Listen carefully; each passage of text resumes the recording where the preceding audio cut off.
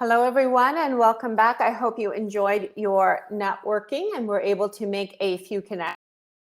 It is now my pleasure to introduce Chantal Llp, Team Lead, Employer Relations and Business Development from University of Ottawa Co-op, to help introduce our next session. Welcome, Chantal.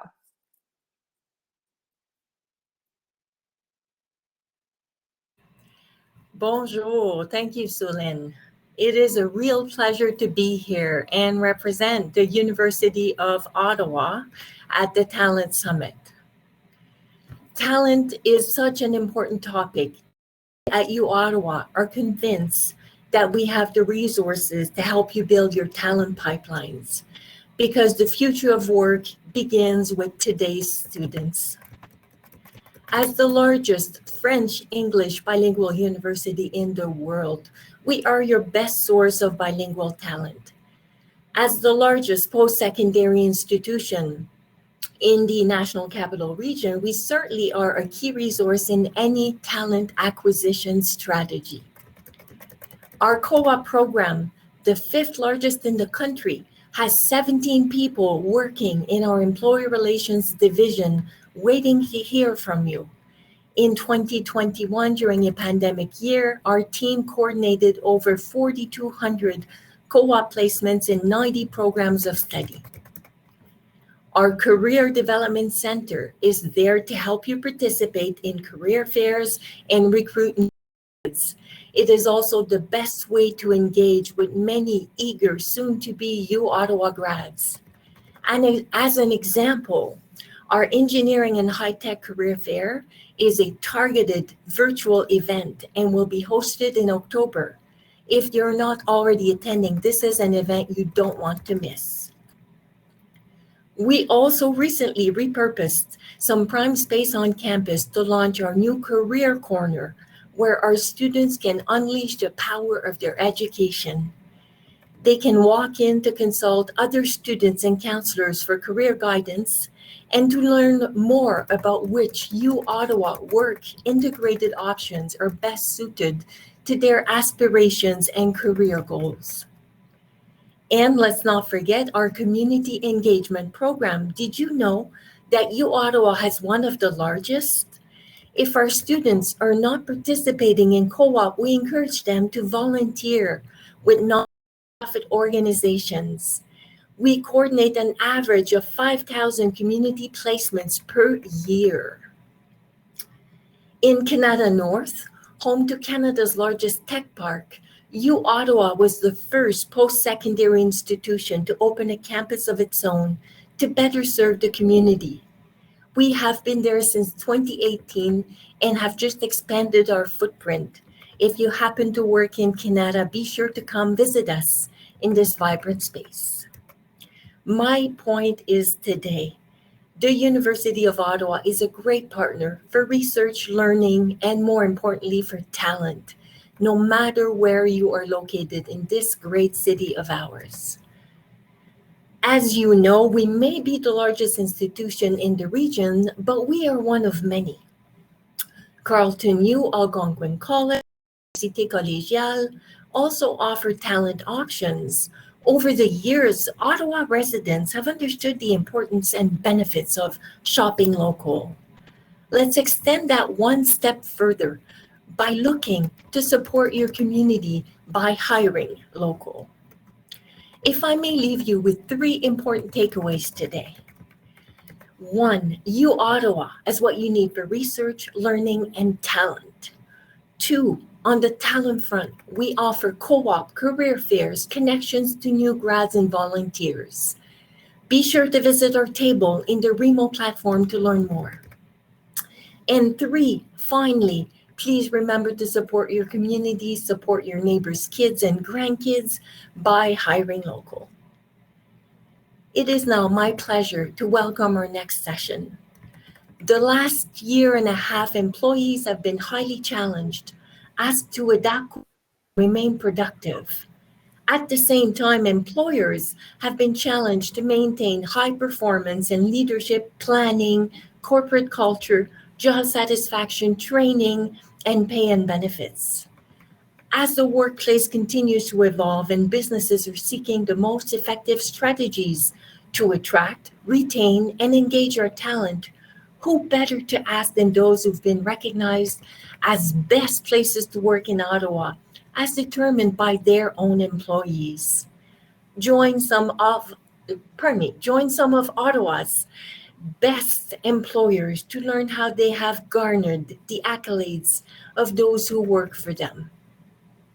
Please welcome our friend of the community, Mr. Michael Curran, to moderate this discussion. Thanks, Chantal. Nice seeing you last night, by the way. Saw you in person. Now I'm seeing you virtually today. Twice blessed. So as Chantal mentioned, we're going to move to our best places to work panel. And specifically, what we're going to try to do is take one lesson away from 3 of our recipients. So as we kick off this panel, let me give you just a little bit more information on the best places to work. So it's existed for more than a decade, although it was previously called Employees' Choice. It's the same award, just a rebranding. In this program, we invite local companies on an open basis to conduct some significant research with us. We have a research partner who does all of the heavy lifting in this.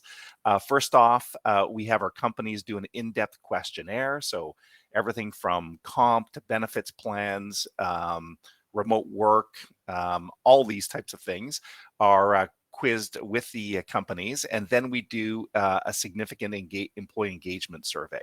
So we did all that research this spring and this summer, and a few weeks ago, OBJ and the Ottawa Board of Trade announced the top 10 best places to work. So that was a very exciting thing. In fact, we had thousands of people on our website read that story, and their profile, by the way, in the print issue that is just being circulated this week of OBJ. It's our fall 2021 issue.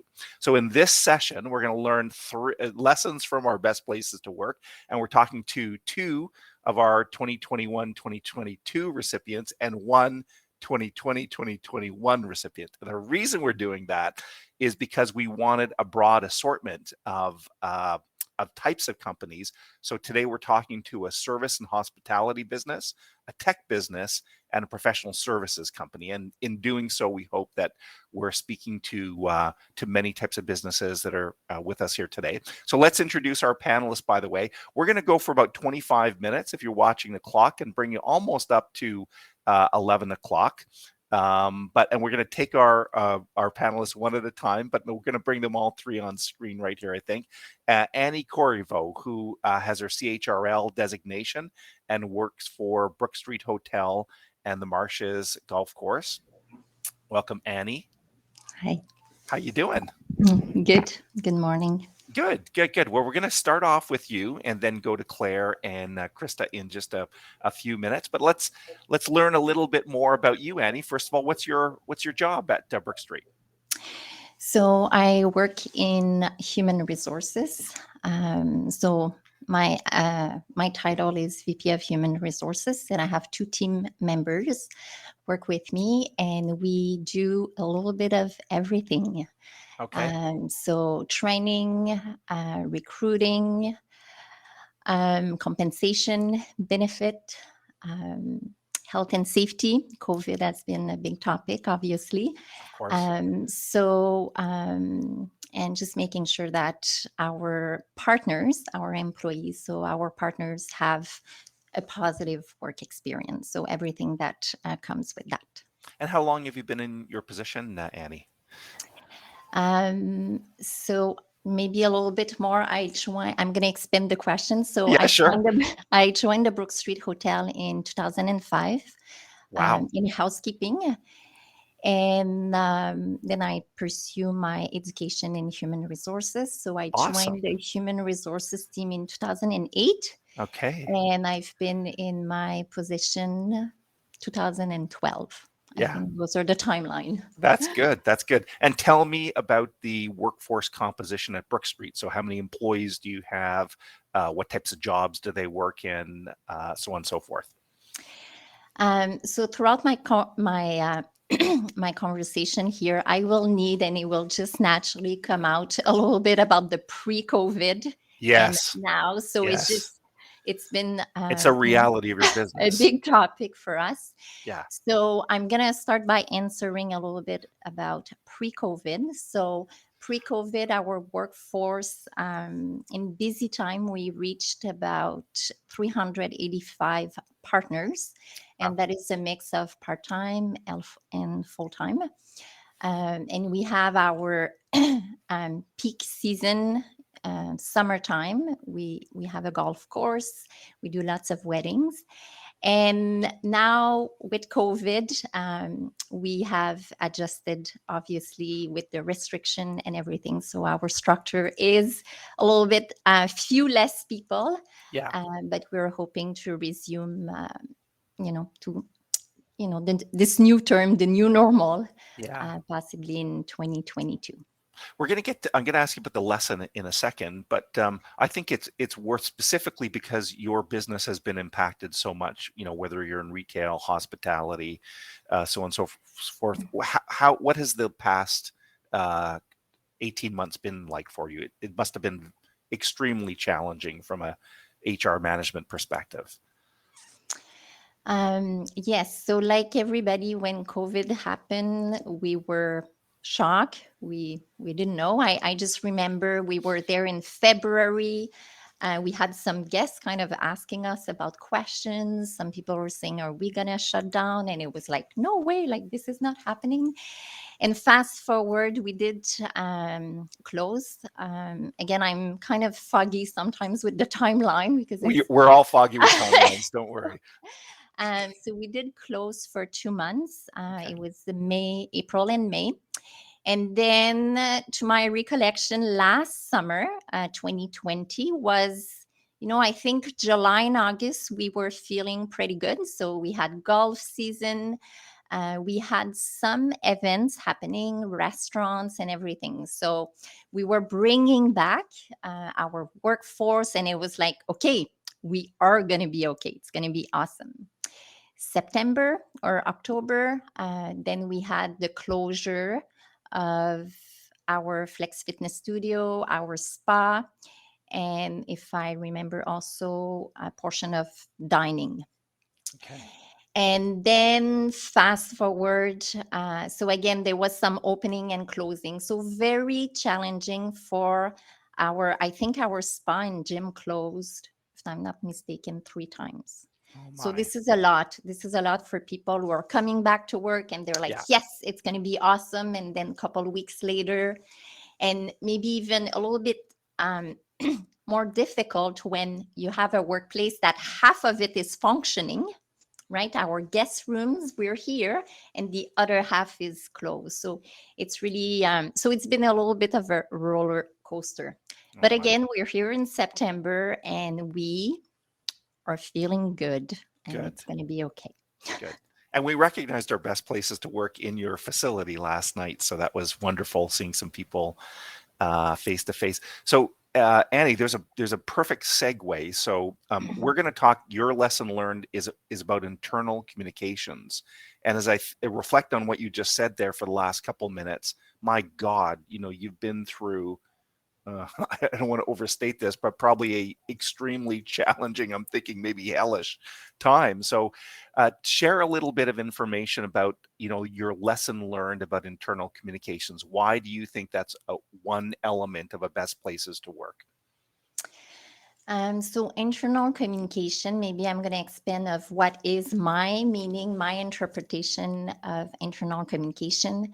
So we have the communication of, okay, what's happening within the hotel, who's coming in, what are the new restrictions of COVID. But I expand this to really being able to communicate all of the great things that is happening within your company. So we love to communicate, to celebrate, our partners' milestone. If we have promotion, recognition, we have online platform that our partners can go and recognize team members, and everybody knows about it right away. So that's really good. So really internal communication is finding kind of what works for your company. So for us, we really need to be hybrid in a sense that our workforce is multi-generation, students, parents. So we need to be able to have this online communication. In-person communication is so important for us. We are in an industry that we're in person, and that's what COVID has been a little bit challenging for us. We typically are in person. The online platform has not been as popular for our workforce. Yeah. But we used it, and we are using it through this time. So yes, so internal communication is really being able to communicate everything, all of the great things that's happening within your company, and that's what build, your culture.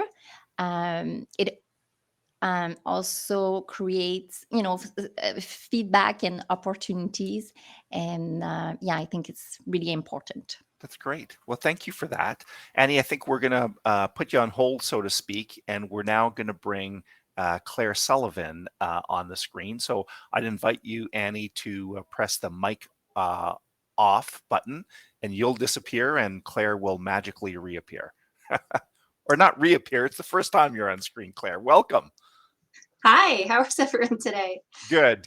Thanks for being with us here today. It's great. So, Claire, you're the VP of HR for Decisive Group. So maybe start off by telling us a little bit about you, Claire, and your job at Decisive Group. Yeah, I'd love to. So I've been with Decisive for actually almost exactly 3 years now. And I've been with the organization through a interesting period of transition. And obviously COVID is a big part of that. Our organization has actually been around since 2001. So we're a fairly established IT service provider here in the National Capital Region. We do infrastructure, cloud services, cybersecurity. We work with a lot of the major partners, Dell, NetApp, Cisco, IBM, to basically work with our customers and make sure that we're helping them provide IT solutions that work for their individual businesses, really kind of like a customizable business. But we've been in a period of growth. I mean, we've been around since 2001, but we've actually done 20% of our hiring has actually happened during COVID. Wow. So that was a really interesting experience for us as we've grown and sort of has presented new challenges, but it's been an exciting time. And tell us about your workforce. So I picked up already, Claire, that it's expanding and you're making new hires. I'm really curious to dig into that, how you hire people in a virtual world. But tell us about the workforce in terms of number of employees or types of jobs, so on and so forth. Yeah, so we're around 72 employees right now, but it changes kind of week to week, so it's hard to keep track. But we have a mix, obviously, of the technical positions, cybersecurity analysts, individuals who are able to take our technologies and sort of implement solutions, sales individuals, all the support staff that goes with that. But it is primarily sort of technical positions. And Claire, when I think of tech sector, and I've kind of interacted with local companies for the better part of 20 years, I think tech workers, and I hope I'm not generalizing, have very intense periods of work. If you're working on a technical job, you're working potentially to a deadline. The technology is changing all of the time.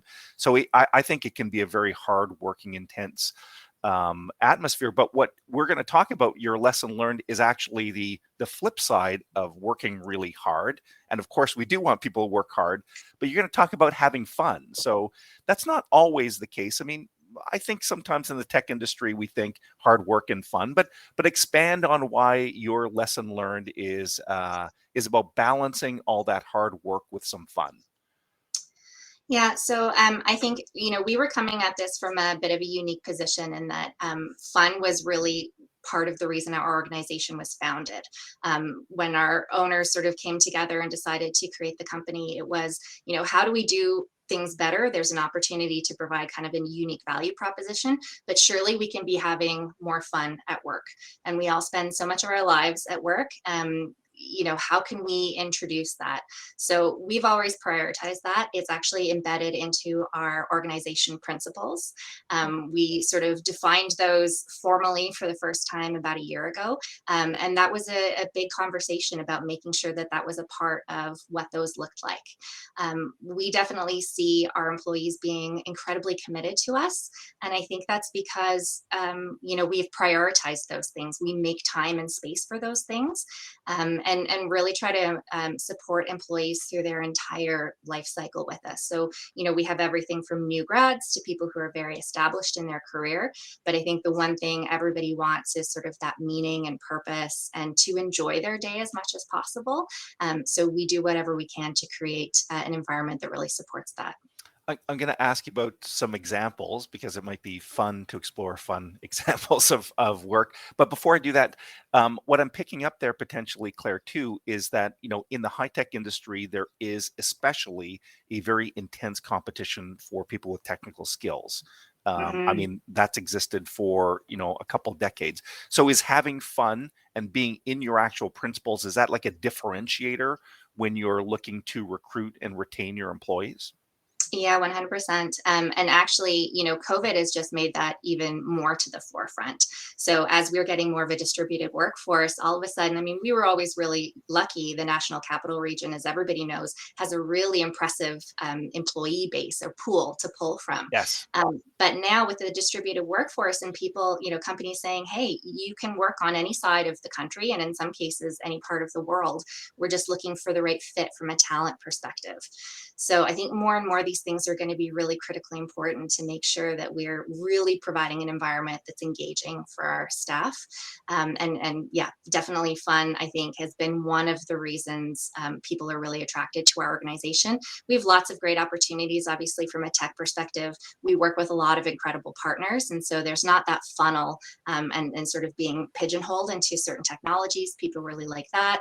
Mentoring, development, all of those kinds of things. But I think the thing that we hear again and again is sort of the fun that we have and really embrace. It's good to know that the fun is one part. So we're not trying to overemphasize having fun, Yeah. but I'm getting how it's a principle. So tell me how, if I worked for Decisive Group, how would I have fun? So I think one of the big things is trying to meet people where they're at, because obviously what's fun for some people is not going to be fun for other people. Great point. And we have a full spectrum of types of people that work in our organization. We obviously have a lot of introverts, and we probably lean a little bit more towards that as an organization, but we'd have a lot of introverted people as well. So the introvert and extrovert, how can we provide opportunities for them to experience fun and joy within their own positions? So we've done everything from kind of the traditional scavenger hunts, lots of events at sort of sporting events, lots of social get-togethers, both formal and informal. I think we celebrate wins really, really well as an organization and make sure we're taking the time to do that. Really giving that sort of space that it deserves. And then COVID, I think, has been great from sort of our introverted employees' perspective, because now we're doing maybe more fun things that are engaging virtual platforms. And so we did things like, one of our favorite ones, I think, that went really well was people submitted a short YouTube clip that they thought was really funny, and we had a contest. And so we sort of, as a group, watched these really funny YouTube clips and voted who had the funniest one. So it was about an hour of our time, but it was really informal. Everybody had a good laugh, and it was an opportunity to connect with people. That's really neat. And I'm really picking up on, Claire, one aspect you said, that you need to know your employees and what they think is fun. So, they might not think dancing in a Congo line through your office is fun if you're really introverted, right? So I'm picking up on the nuance there. So Claire, thanks for sharing this with us. We're going to put you on hold for a second, and we're going to go to our third and final panelist. Please welcome Krista Mcdonald from Warren Llp. There's Krista. Hi, Michael. Thanks How you for having doing? Yeah, well, thank you. My goodness, thank you for joining us. I hope we're having fun exploring some of these lessons learned. So, Krista, you work for a professional services company, which is different from a hotel and a golf course and different from a high-tech company. So I'm going to ask you to start off by introducing yourself a little bit and telling us about your work experience and role at Henry Warren LLP. Yeah, that's great. Thanks, Michael. So I'm the Human Resources Manager at Henry Warren LLP. I've been here for about 2.5 years, but I've been working in professional services for about 8 years now. So definitely familiar with the industry. So I manage all of the HR programs, recruiting, staffing, compensation, health and safety, benefits, and all the other kind of HR pieces as well. And I think, one of our goals is kind of to use those HR programs to differentiate ourselves, like you were mentioning. So, to engage our staff with performance management programs, mentorship, those types of things as well. Good. And before we get to your lesson learned, tell us a little bit about Henry Warren LLP. Yeah, so we're a full services professional accounting firm. So we provide financial services to clients in all those sort of typical CPA areas. So accounting, auditing, taxation, personal financial planning, business advisory, retirement and estate planning, and business valuations. And then our clients are across, many sectors. So healthcare, retail, IT, automotive, construction, and not-for-profit, just to name a few. And I might have missed it, but what size is your workforce? Yeah, so we have a single Ottawa office. So we're approximately 60 employees right now, but we'll be 70 this coming personal tax season. So we do swell our staffing during that kind of peak period, like you were discussing earlier. So we do use the cooperative education programs from the local universities to do that. So that's a big component of our talent strategy, and I'm happy to see them as partners today on the event. So yeah, I do that's think great.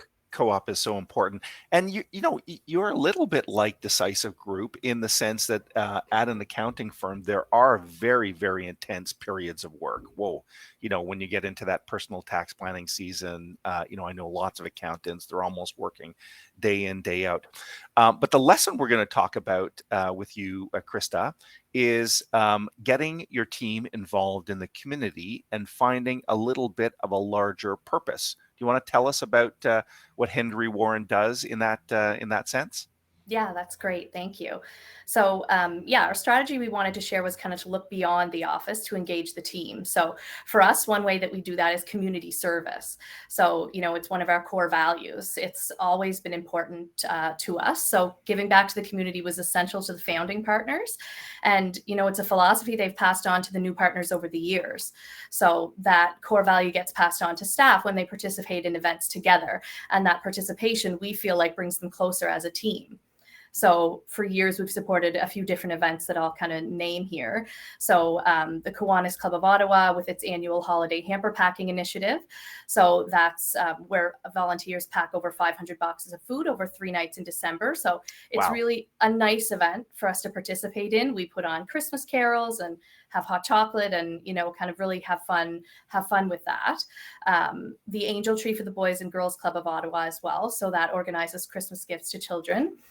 And then the CIBC Run for the Cure in the fall, as well as the annual Thanksgiving food drive for the Ottawa Food Bank. And then our staff also participate in community tax clinics as well to offer personal tax services to people in need. So many of our staff have taken on individual volunteer opportunities too. It's interesting, Krista, when I think about that. I've known, of course, many accounting firms over the years, but it is a common thing I see that they try to be very involved in the community and involved in chambers of commerce, boards of trade, local charities. Is it something in your culture? Are people within Henry Warren willing to step up voluntarily and say, yes, I want to volunteer for a food bank or for some other type of charity? You're seeing that internal interest? Yeah, absolutely. I think because the events have been taking place for so many years, they're a tradition. And so people really look forward to them every year. And, when we're bringing on co-op students, they're kind of coming on from the beginning of their careers. So they sort of grow within our culture. And I think that helps them to want to take part. And we feel like the events are great for team building. They help shape the culture. By taking part in the events together, we get to know each other on a more personal level. So as people first, and discover, interests and hobbies. We laugh and joke together, like I was saying about the hamper packing and having the hot chocolate and the Christmas carols. It certainly makes for a fun time together, and we think that makes for a closer knit team during work hours. I'll ask one other question, and then Jared, just a heads up for you. We probably have a couple minutes, so maybe I'll bring the other two panelists on screen, Jared, if you have a second. When I think about this community service type, Krista, it's interesting to me because it works on two levels. I'm hearing you that it helps out in the community. It's a team building perspective.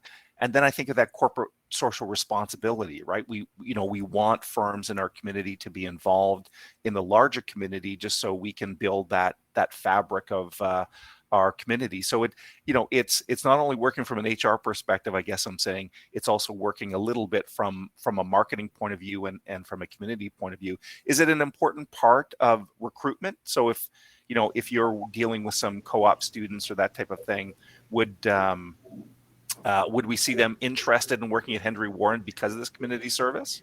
Yeah, in fact, I do notice that during those co-op student interviews, that's one of the big questions that we get, is about how we're involved in the community. And it's, of course, about our culture. They want to know about the culture of where they're going to work. So those things kind of go hand in hand for us. And definitely it is a recruiting tool. And you're right, it does have positive impact in marketing, as well as the growth of our firm too. We've kind of doubled our size in the last 7 years or so. And Wow. Some of that is because of our involvement in the community and just that organic growth that's come from that. So we have about 2 or 3 more minutes. So I'm going to ask maybe each of you a recruitment related question. And Claire, you kind of triggered this one, but also Krista, when you're talking about co-op, I'm interested as well. So maybe each of you could take maybe 30 seconds. We're obviously living in a much more virtual world, as evidence of what we're doing today. And we're on Zoom or Teams all the time. Krista, how are you adjusting to recruitment in a virtual world? Is, for example, with co-op, are you able to continue with those interviews and those placements? Yes, for sure. Yeah, so we've done, kind of all of our interviews virtually, of course, through the co-op program. And as well, we actually rolled out a video office tour. So we did some videography, and there was even Cool. some drone shots in our office tour. So we did embrace technology in those recruiting tools for the student recruiting. Neat. And Claire, I wanted to ask you the same question. I think you at Decisive Group are very aggressive in your recruiting, in the sense that you need a lot more talented technical people in this pandemic. Hopefully, towards the end of the pandemic, how are you recruiting these days? I think the key thing for us has actually been getting very clear on who we are as an organization and what's important to us, and what sort of is a successful candidate for the different positions within our organization and our core values. And then when we got really clear on that, we could kind of create interview questions and make sure that we were organizing the entire recruitment process towards making sure that we found people who are aligned to that. In a virtual experience, obviously that's harder to know. So that was, I think, our key takeaway. Interesting. And still bringing people in on Zoom or Teams calls, virtual calls too. So I got that you went back to your core company values. It created a bunch of questions based on that, and then interact with them virtually. Exactly. Yeah. Okay. And Annie, we'll wrap up with you. And I think of, holy cow, trying to recruit in hotels and golf and that. With a workforce that's going up and down based on public health guidelines and that. What sort of tips would you have for people trying to recruit in a virtual world? So for us, what has worked or is working. So first, we had to identify, and we're still in the middle of that, to see where this is going, because obviously we have less, corporate business, which would be our prime time right now in September. So we first slowly reaching out to people who have been, on COVID leave. And now couple months ago, we did identify that we needed to recruit. So our recruitment has been, typically in the past, it would be always in person. So now we open to, you're welcome to come in person for an interview or a Zoom format. So that's been working well for us. And actually, second week of August, we did the in-person job fair in our primarily focusing on culinary and food and beverage. And it was very nice to meet people. People were happy, to be able to share their passion for the industry in person. So we're doing a mix of, Zoom. We're on social media, and we're just going with the flow. Good. Yeah, I mean, there's nothing else, no other approach other than that. So listen, we've hit our time out here.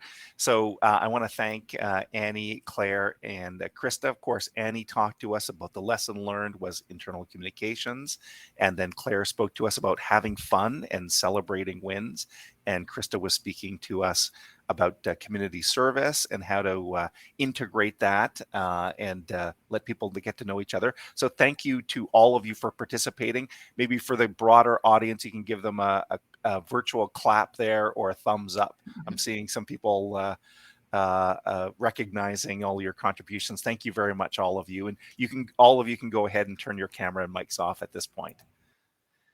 Well, I hope you enjoyed that. I had lots of takeaways there, and we're going to move right on to our next session. And at this point, I'd like to bring to the screen Travis Fleeler, who is External Relations and Employment Engagement Officer at Carleton University Co-op Education.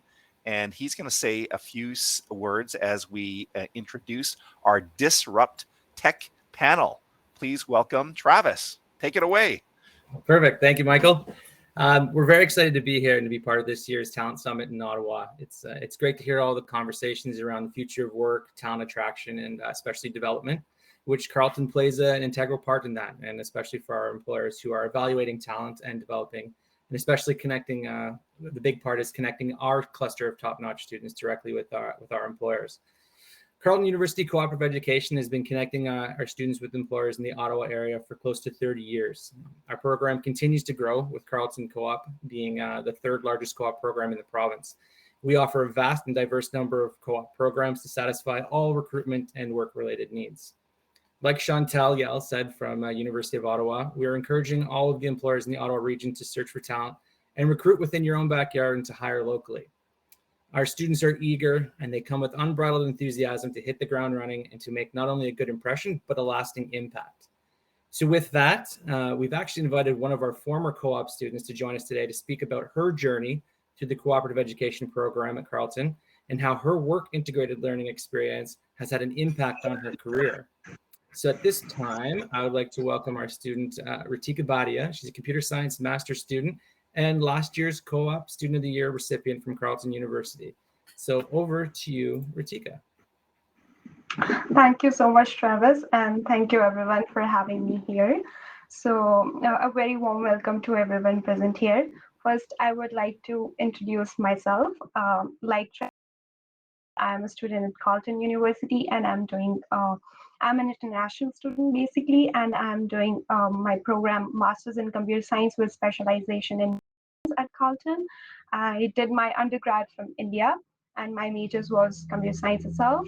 So being the part of the Carleton University co-op computer science program, I got the chance to participate in the program, and then I got hired by Ericsson. So I worked for Ericsson co-op for 8 months, and then for 4 months part-time. And now I'm doing my tech research internship with Ericsson itself. So I would like to describe my co-op experience as extremely positive one. I was hired by my manager, Dimple Thomas. And since the day I started my journey, it was a new learning experience for me, like each project and each task. I've never worked in technologies such as React, JavaScript, and databases such as Cassandra, but I got to work with the USA team at Ericsson within these technologies. I also got the chance to deliver the knowledge sharing session in machine learning and artificial intelligence to 70 plus senior engineers at Ericsson. And I remember that I got a lot of emails that how we can collaborate, like those technologies, machine learning and artificial intelligence, along with the telecom, and how we can start new innovation projects. And last not but the least, I would like to mention the support and the collaboration and the cooperation I got from my team members and my manager at Ericsson. It was extremely amazing. Like, I got to learn the importance of team building and team activities and how necessary it is to push yourself forward and taking your team along with you. And I'm extremely grateful to the Carlton Co-op department as well, because it's because of them I landed a job at Ericsson. Like, they helped me with the interviews, they helped me with my resumes.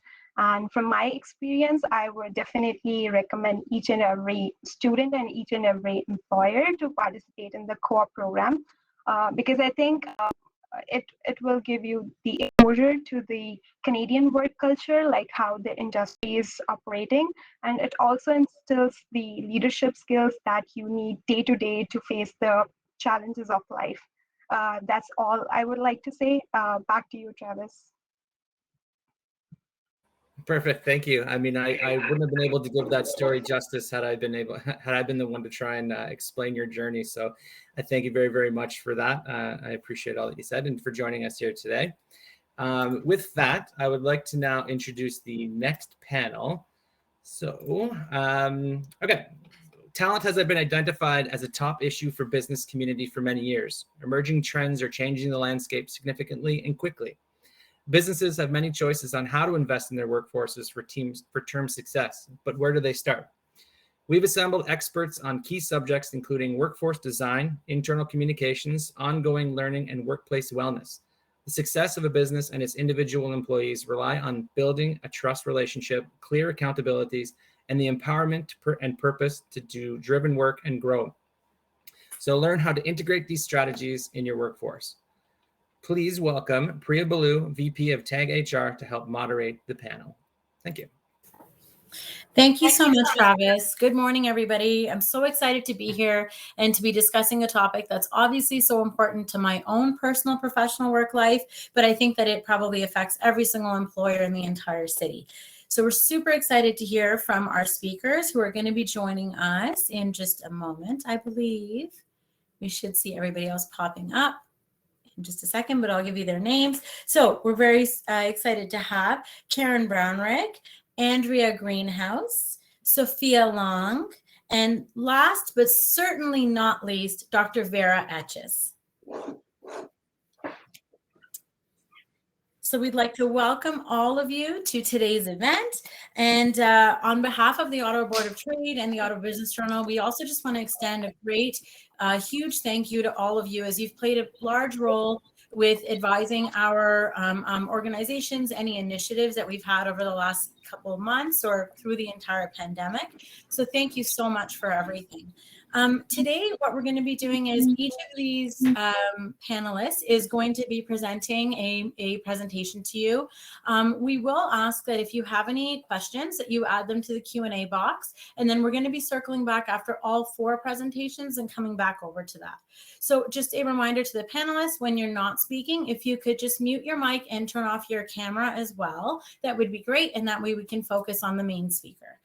So we're going to start off with Karen. Karen, thank you so much for joining us. Karen is with IHR Advisory Services, and she's going to be discussing more about the importance of workforce design. Thanks so much, Karen. Thanks for having me on the panel. I appreciate it, Priya. Yeah, we at IHR, we are very busy these days designing customized reintegration to the workplace strategies. And the key component of that is really looking at workforce design with a completely different lens than we've looked at it previously. And there are 4 key components with respect to workplace design that are really going to set you up for success. The first of the 4 components is re-engineering the manner in which we deliver our services. So sitting down as a leadership team, or if you're a small organization, you don't have the bandwidth of a leadership team, making sure you're sitting down with a coach and mentors to really take a look at your service delivery model and understand what is special about what you're offering.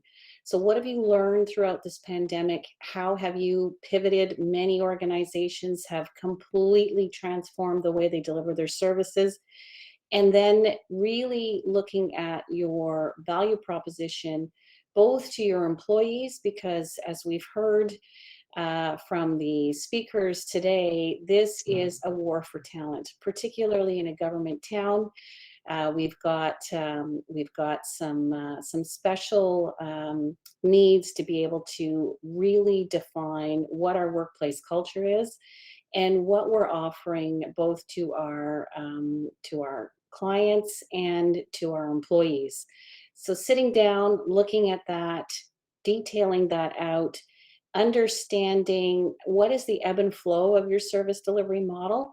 Now that we are far more productive, either in a fully virtual model or a hybrid model, which is where most of us are headed and going to be staying for the long term, we now need to focus on the second part of your workforce reintegration strategy, which is capitalizing on the strengths of our team. So looking at workforce design in a way where previously, back in the day, we used to design the job and then put that out for people to apply to. Now we really need to look at what are the strengths on our team and how are we now going to be designing the jobs around the people that exist on our team.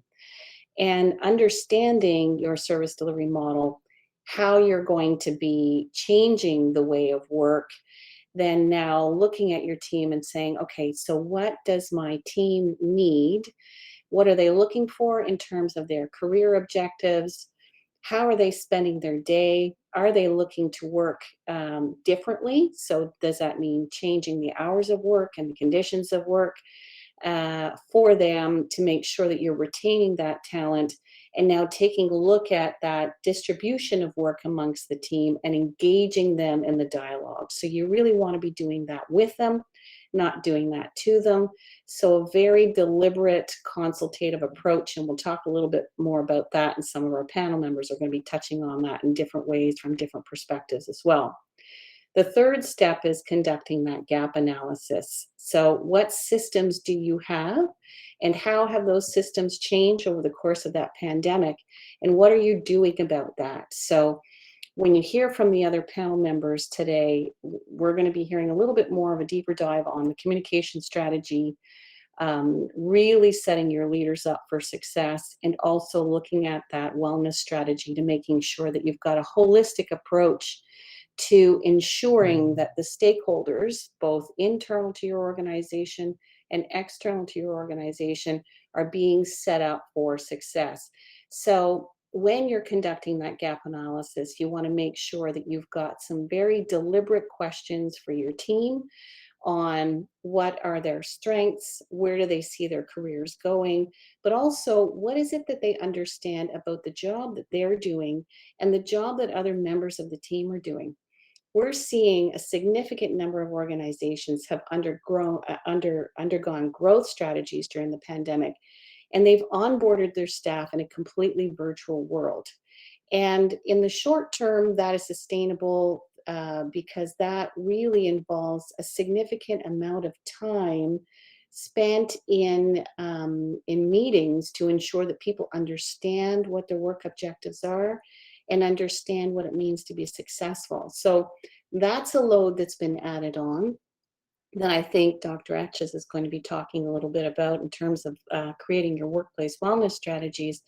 But understanding also that now in this, this virtual environment where we're going to be having this hybrid approach, we need to help the team members understand and nurture the relationships within the workplace. So how much time are you spending in the workplace and each individual? So what's the percentage of time each job needs to be in the workplace in order to sustain and nurture those relationships?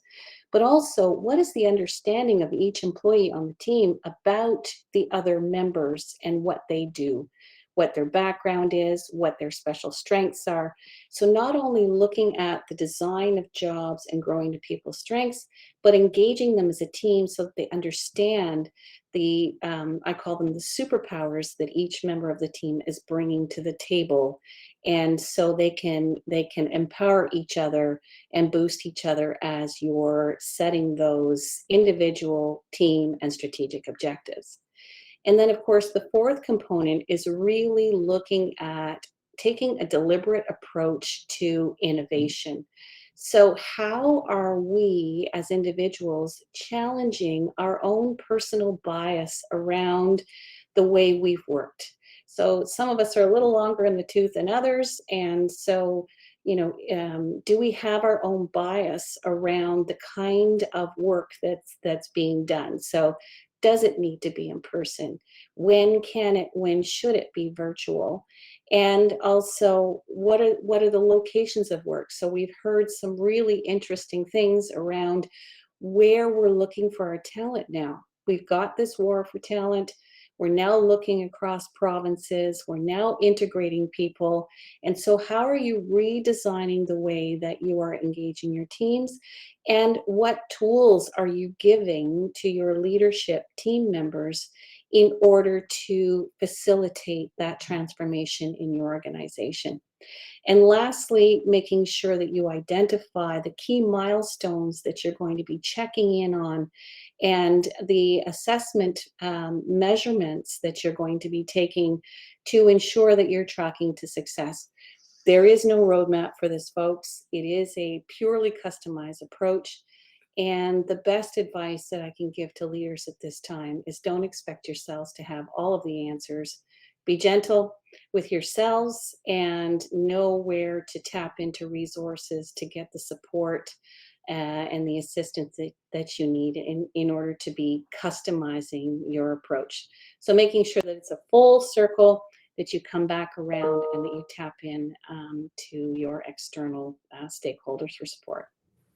Thank you so much, Karen. That was fantastic. So next up, we've got Andrea Greenhouse from Vision to Voice. And Andrea is going to be sharing with us major shifts that are driving what employees really want. Take it away, Andrea. Thanks, Priya. As Priya mentioned, I own an internal communications agency. And internal communications for the longest time has been the poor cousin of marketing, communications, and public relations. But we're now having a Cinderella moment as organizations realize that it's important to connect their employees and to use the one thing that happens every day in your organization, which is communication, to help people thrive. I'm here today to talk about the 4 trends that we're seeing in our industry and in the employee experience. And we have a front row seat to this because a big part of our strategy is to listen to employees and understand what they really want.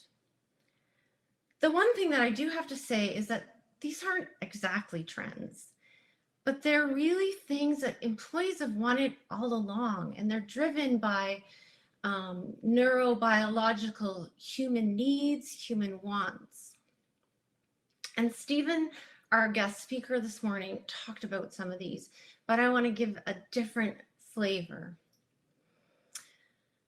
And I want to talk about how you can help deliver some of this with communication and better and more strategic communication.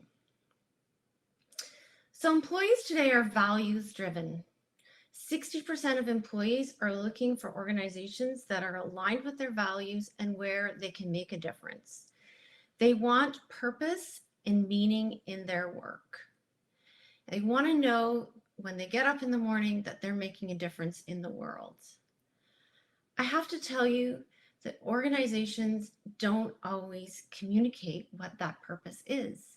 In fact, in one of our internal communications audits with a large organization, not one person in the focus groups could articulate their organization's purpose. So understanding what your purpose is, articulating it in a clear, authentic way, and making it a part of how you communicate every day, bringing it to life with stories and in the narratives that your leader talks about or that your leaders deliver, That's the first thing that employees want. The second thing that employees want is they want to be empowered, respected, and trusted.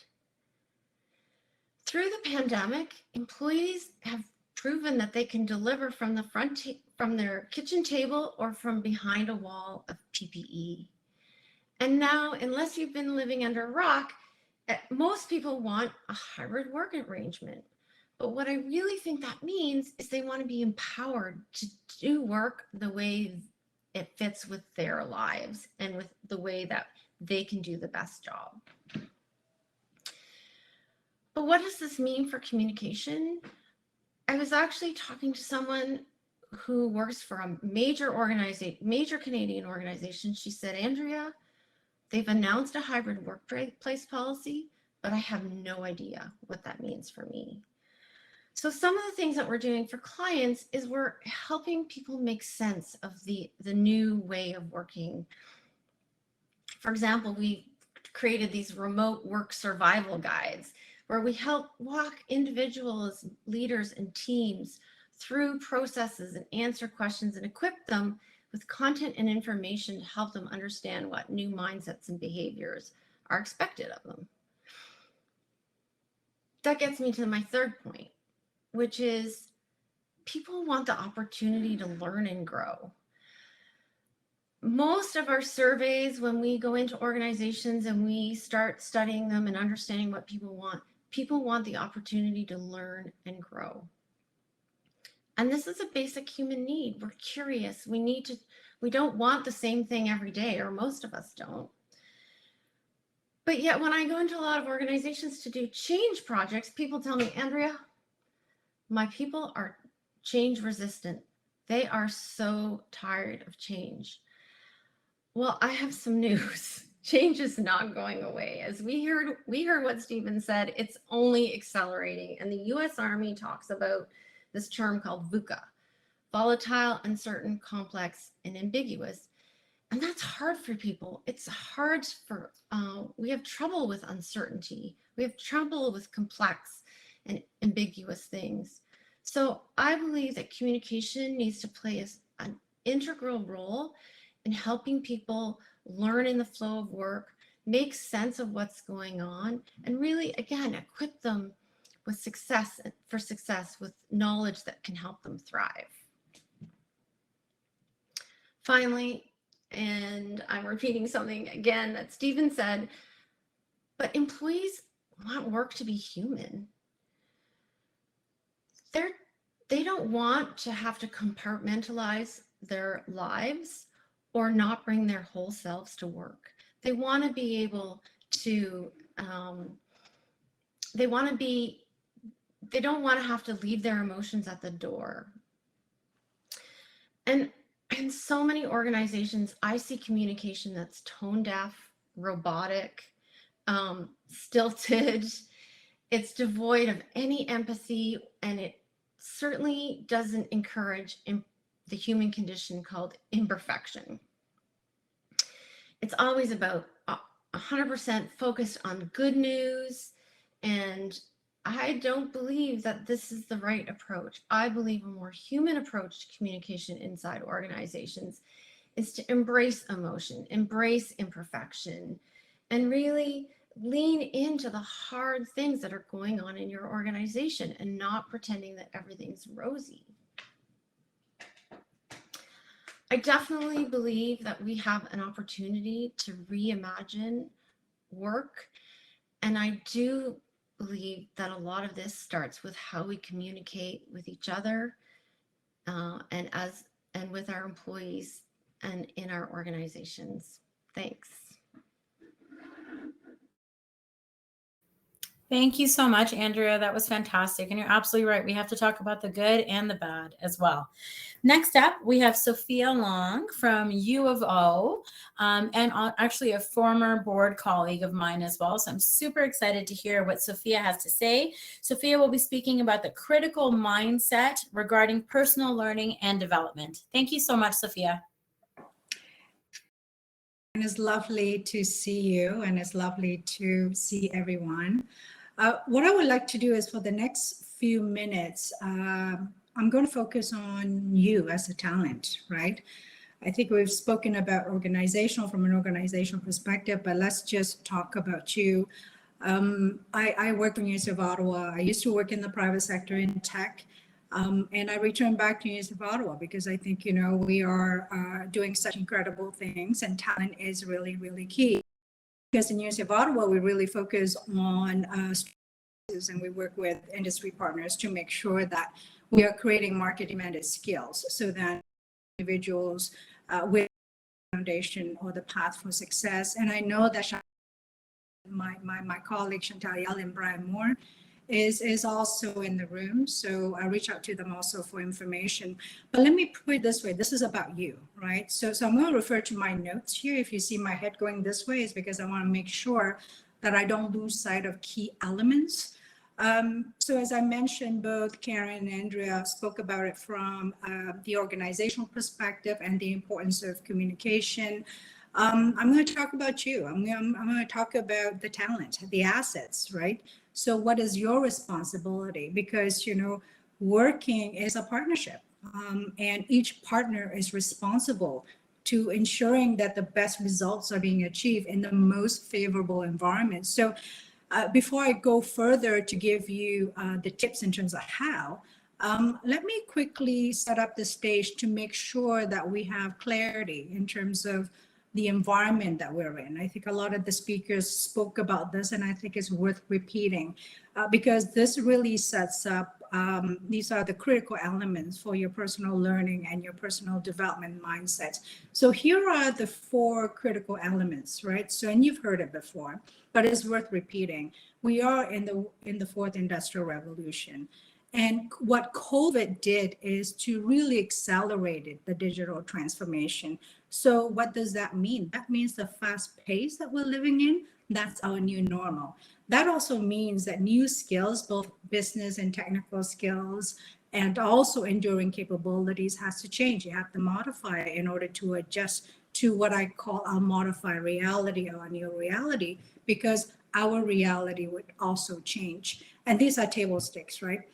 The second point is really the emphasis on intentional teamwork and collaboration. Look, I mean, what we've done the last 18 months as we lived in Zoom and Teams and all platform is we have to be very intentional with our collaboration. The other thing also is we have to acknowledge that what digital platform has allowed us to do is to reach further and wider. So that means the diversity piece is really, really important. Independent thinking is extremely important. COVID also, the third point is COVID also highlight our own responsibility in terms of navigating our own career. As you know, we do have a lot of individuals that have gone through really, really tough time and continues to do so. And some of us are really lucky that we are weathering it better than others. But it really punctuates the needs to really make sure that you're managing your career. And part of that, in order to do that, is you constantly have to be learning, right? And then, of course, the realization that employees and organization with the same business model or the same skill sets or the same product needs to pivot and change because our reality is very, very different. So here is what I call the tough truth to really anchor down in terms of the personal learning and development perspective. And I think we always know this, and sometimes it's hard to hear, right? But I'm going to say it.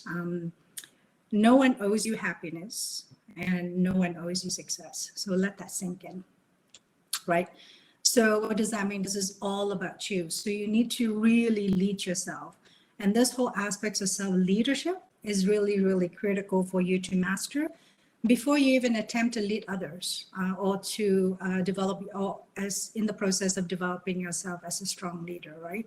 So let me impart with you 8 reconditioning of your impulses that has always been very useful for me, but also very when I was in the MBA program because I saw it firsthand. Share this with you, and then really looking forward to the Q&A session, all right? Now, talking about Zoom, my son is looking at me to my back to you. So I'm in a meeting, darling. My son is saying hello. There you go. That's our life, right? It's talking about being flexible. So let me share with you the top 8 in reconditioning. The reason why I say impulses is because we're human. And I'll share that why I talk about impulses. I think number 1 is always set yourself to be learning, right? Stephen talked about technical skills and business skills. We also talk about, in terms of soft skills, what we call enduring capabilities, right? This adds to your confidence. Andrea talked about communication from an organization perspective. Communication skills, personal communication skills is really, really key.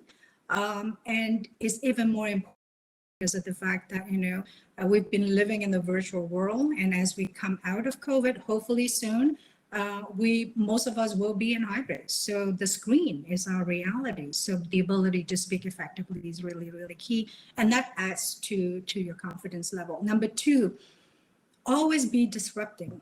What does that mean? Focus on your work results. Really focus on that. Don't create excuses why you can't be efficient or effective. No, focus on your result because someone is paying your salary. So focus on that because that also increases your confidence. 3rd, focus on your return on time. That means, and employers probably have to close their ears. Choose which company you want to work with. Does it align with your personal philosophy? Does it align with your work ethics, right? Choose who you hang around in terms of organization perspective. But let me share this with you. Choose your time, how you structure your time, because I'm very structured. So Monday to Friday, I work. In the weekend, I play. Weekend is like, you're free to do whatever you want. But Monday to Friday, you organize your time and you're going to structure your time in terms of work and breaks and all these wonderful things. But I will challenge each one of you to really look at a day in the life and figure out how much time you've lost. A recent research mentioned that on average, we waste, 4 hours per day on a working day, 4 hours. Just remember how many hours you have mindlessly scrolled down YouTube. Or mindlessly play Angry Bird. I do that, so I have to put a timer for myself. But if you look at this, if you waste 4 hours a day, that's like 20 hours a week. That's like 960 a year. You can learn a lot of things, So be very, very structured. Be persistent and hang on. Hang on for dear life is a element because it shows character. It also adds to your part is be able to understand of your head, your heart, and your gut. I call it, for individual me speaking, I always talk about the Holy Trinity.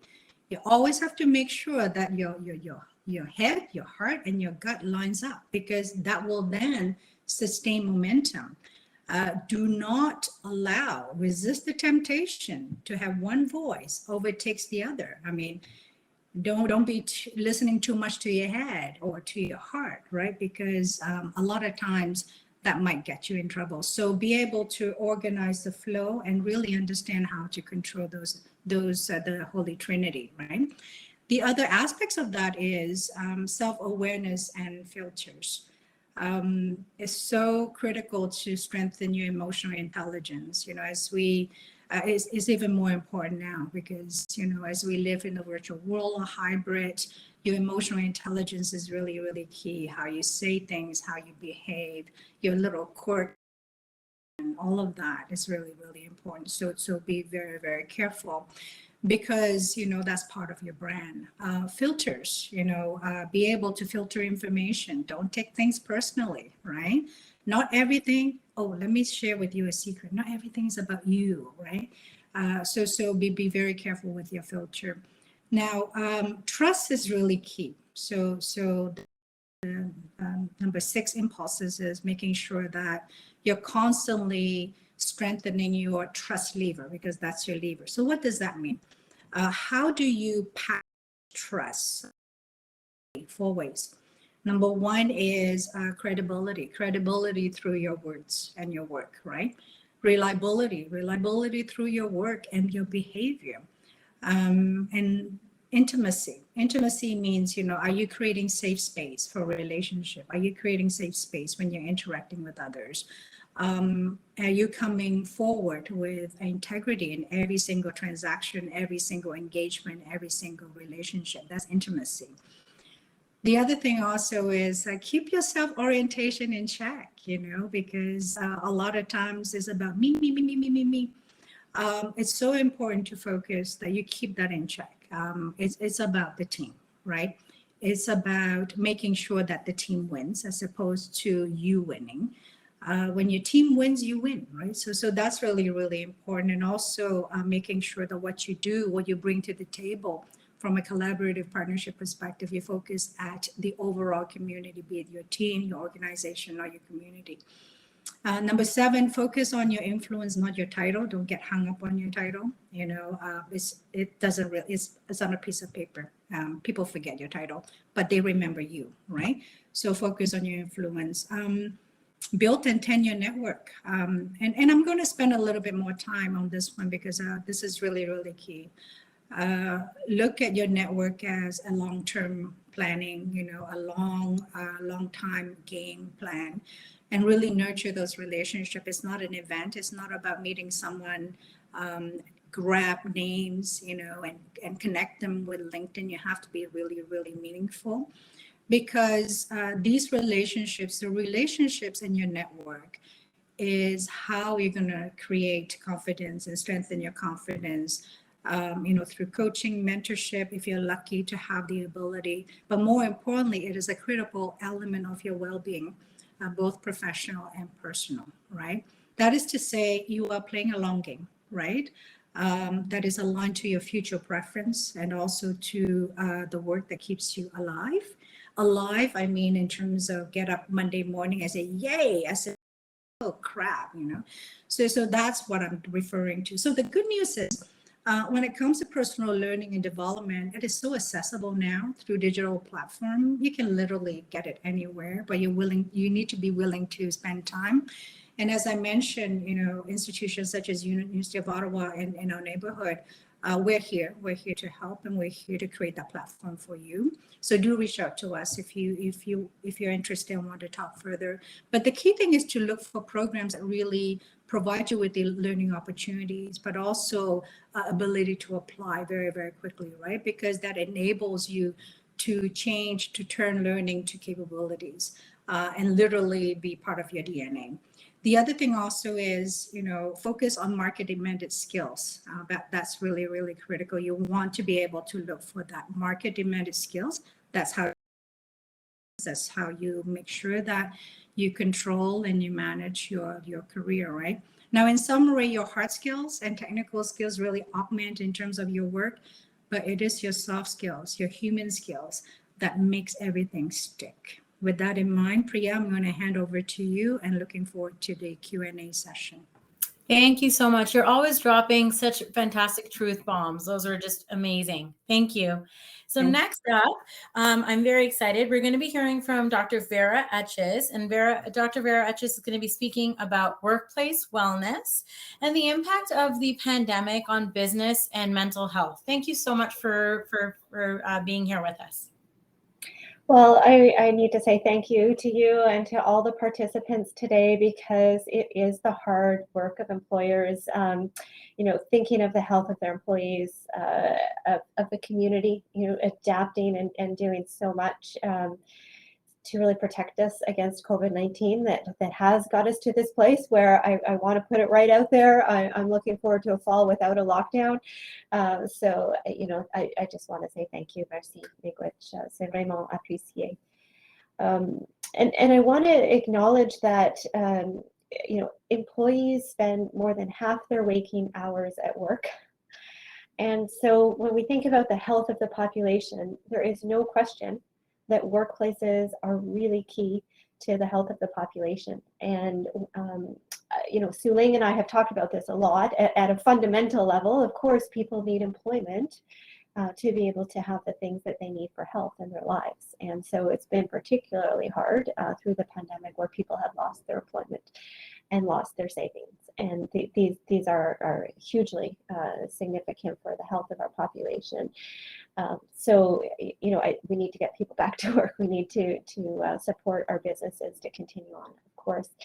And then we think about the workplace as a place that promotes health. And so there's that physical environment, that matters. So this is a lot of what businesses have been doing, is adapting their physical environments to try to stop and prevent and slow down transmission of COVID-19, as an example. But the physical environment is just one aspect. It's also the social environment. And I really am thankful for the speakers ahead of me, Andrea, Karen, and Sophia, for highlighting aspects of the social environment that really matter to workplace health. And so things like the communications, the social networks, the relationships people have, the trust that is built between employers and employees, these all actually really influence health. So I think I will spend a little bit of time talking about traditional wellness programs, but I think a really key message is that it's not just about implementing a wellness program that will support the health of your employees. It's how it's done. It's how you operate. And these attributes of transparency and openness and consulting with employees, like I've heard other speakers today talk about, you really need to listen to what the employer's needs are. What are they telling you? This matters just as much as the content of a wellness program. So I think before I talk a little bit more about, say, for an example, what Ottawa Public Health is doing, but I just want to tell you there is a really strong business case behind this. There is a lot of evidence, a whole field of evidence, that when businesses implement wellness programs that are really aimed at supporting employees to adopt healthier behaviors, to build a positive workplace culture, this is good for business. So there's things that, concretely it can increase, and we actually have heard this from others too, it can increase the attraction of employees, the retention of employees in your workplace, help people have that loyalty to you. Certainly can attract vibrant people who are interested in keeping themselves well. Creativity and productivity are affected when people have support for their wellness. Measurable outcomes like decreased absenteeism and decreased presenteeism, I think, is when people are at work, but they're not really working. Employees with support to have healthier behaviors actually have lower absenteeism and presenteeism. And this also can mean then less cost in terms of workplace absences or healthcare costs if a healthcare program is part of what you're offering to employees. So I think that ultimately, of course, what is really good for everyone is less illness, less chronic disease, and healthier life for longer. So I think the idea of a wellness program is that it's deliberate. It's something that's ideally built with employees based on what their particular needs are, and it's something that helps promote wellness in terms of physical behaviors like healthy physical activity, healthy eating, social connections. What we're doing right now at Ottawa Public Health in our Wellness at Work Challenge is actually focusing on self-care. So recognizing that we can't, and again, I think there's some themes emerging here, we can't look after others unless we're looking after ourselves. And we're particularly interested in seeing how we can advance self-care and some limits and some role modeling around the burden of work that our managers are feeling.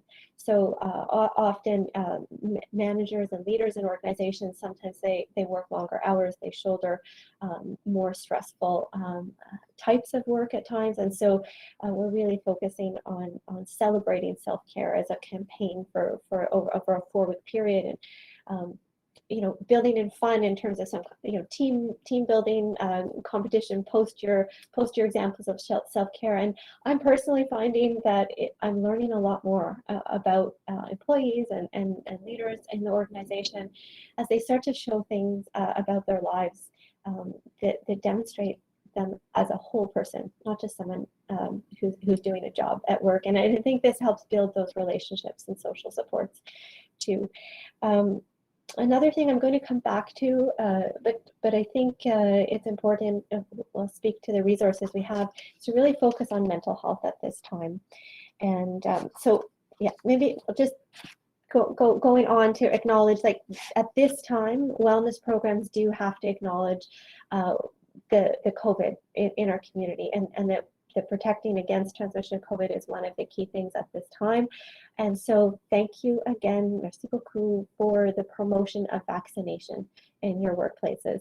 This is a real priority. It is what will get us to a better place, as more and more people have that immunity that protects against really severe disease. We see the effectiveness of vaccination.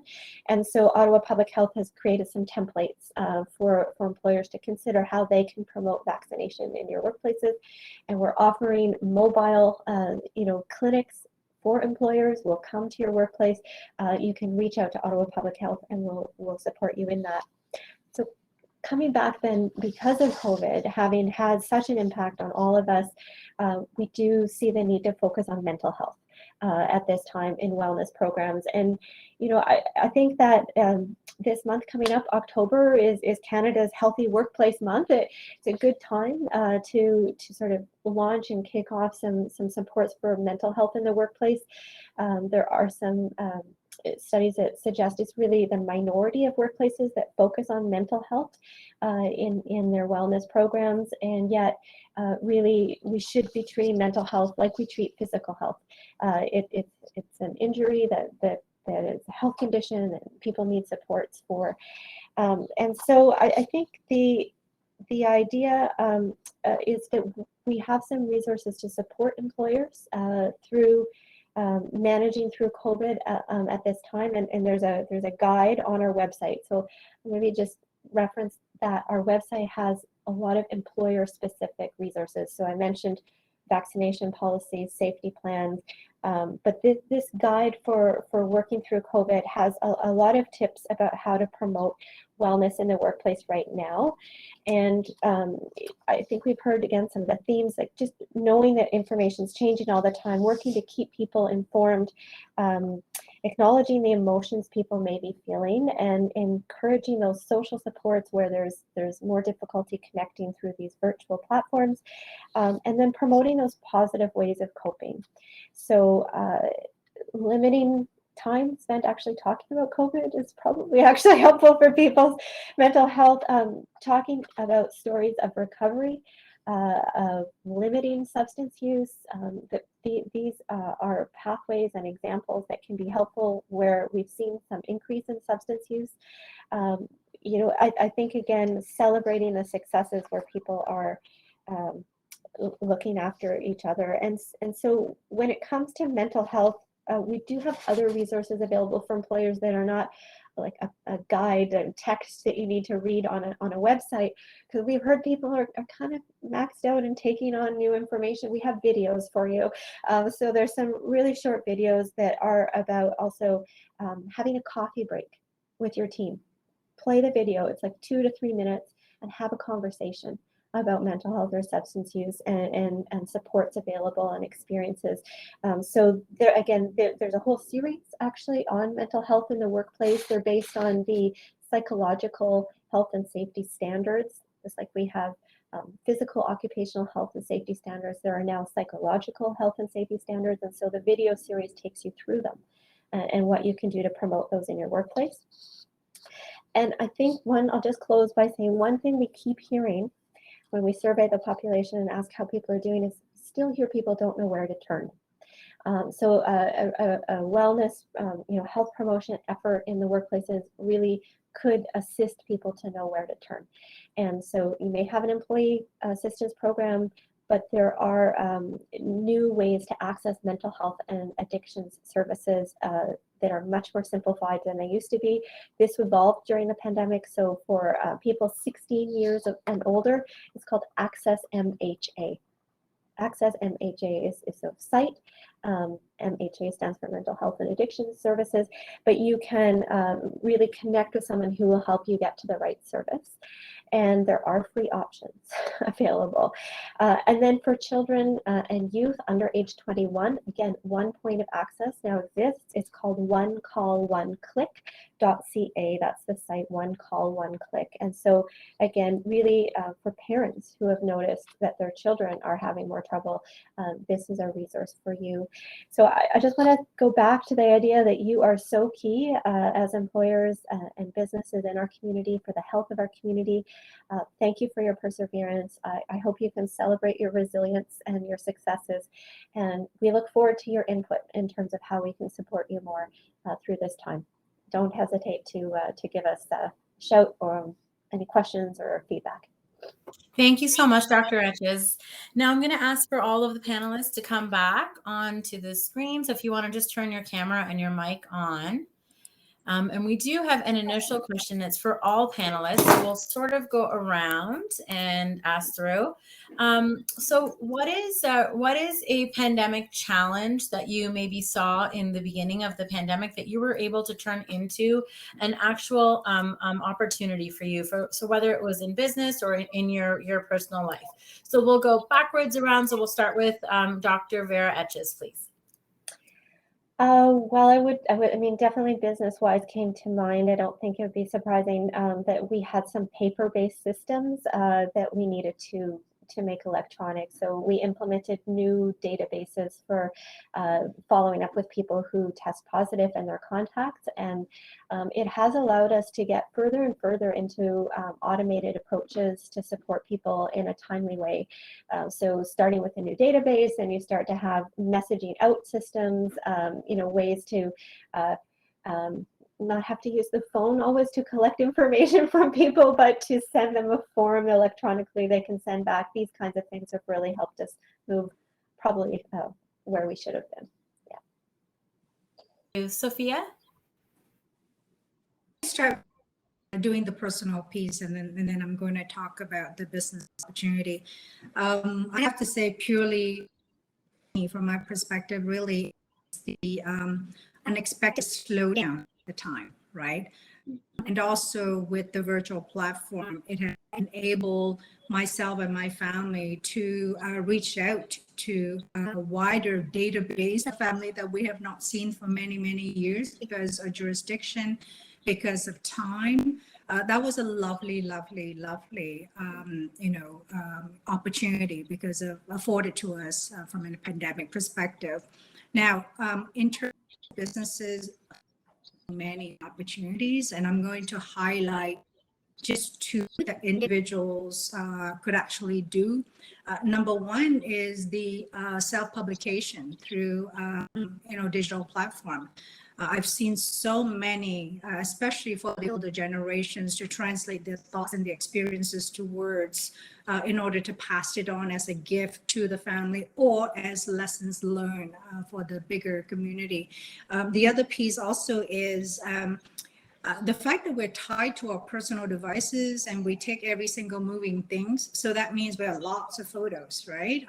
And part of it is how do you then organize it? Because you go to one trip, it's like 5,000 pictures.